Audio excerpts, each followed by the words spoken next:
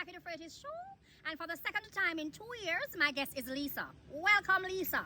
Thanks for having me, Jacqui. Sure. I'm surprised you're not in orange, though. Oh, Jacqui, I am a regular person, though orange is the color of my party. Darling, that's not what I'm talking about. Orange is also the color of impropriety and incarceration. What do you mean, Jacqui? Lisa, thank God you have looks. Thank you. After all, I was Miss World. Yes, Miss World 1973, we all know. Listen to me, Jack Mackerel. You're just a sour old bitch, and you're not even in my class. Yes, you are correct. You could never be in my class, even if it were tuition free, with a lake side view. How dare you? I'm still very popular in my constituency. They can't even find someone to run against me.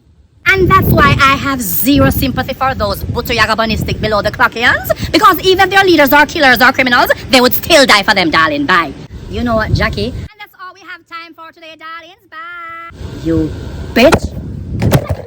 Lisa, let go of my hair, Lisa. Lisa, let go of my hair. Lisa, let go of my hair, Lisa.